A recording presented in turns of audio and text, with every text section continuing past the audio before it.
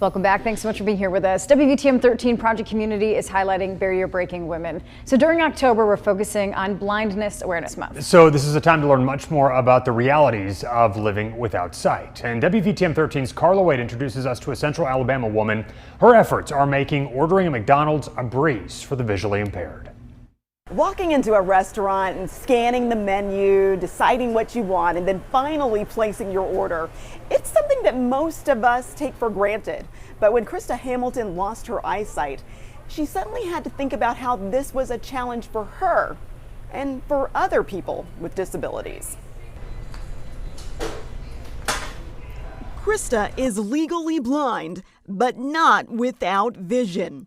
For her future, it's kind of remarkable what the tragic that I've been through and where I am now, learning and adapting, adjusting, and it's different perspectives on life.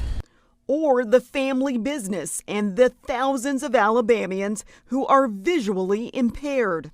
It's gonna change their life. Her brothers and parents are franchise owners of McDonald's restaurants in Etowah, Shelby, and Jefferson counties. And like so many teens everywhere, Krista's first job was at McDonald's, learning the ropes in her dad's restaurant until she left for college at Samford University.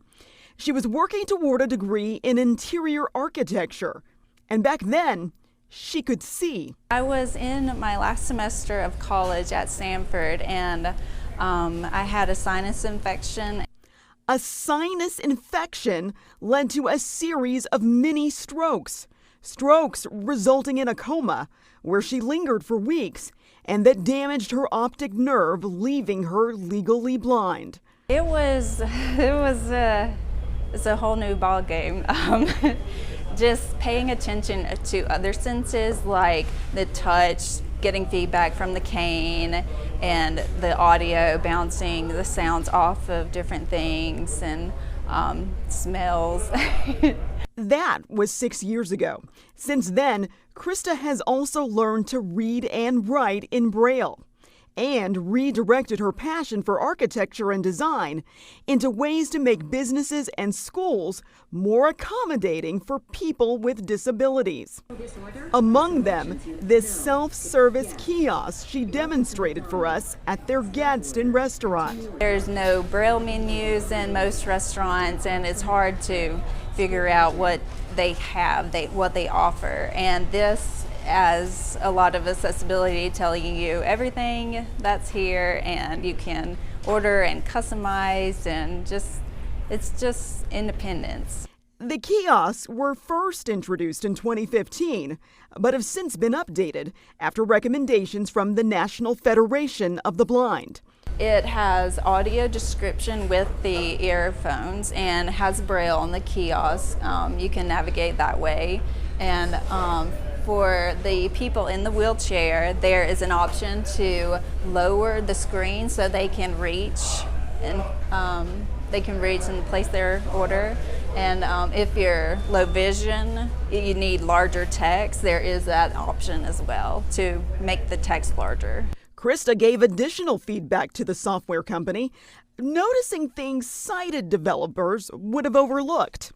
That same insight helps her use her degree to consult with engineers, business owners, and others who want to make their environments more compliant with the Americans with Disabilities Act.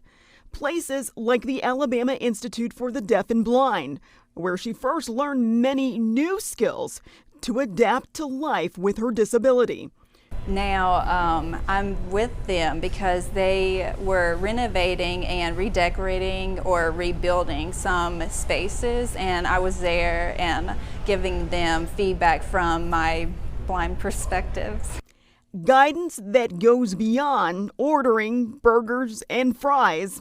It's a whole new perspective on life and the environment and atmosphere, and using my degree, interior architecture, is like creating most places accessible for any individual that is visually impaired or blind.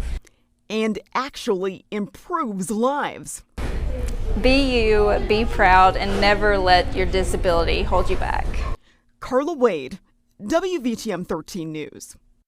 That is just incredible. Yeah, and what she's been able to do with her life experience and also with her degree, and kind of work to help others, you know, who are in that same, you know, walking that same path. It's just incredible. Making a difference long term Yeah. for a lot of people, for sure. All right, let's turn our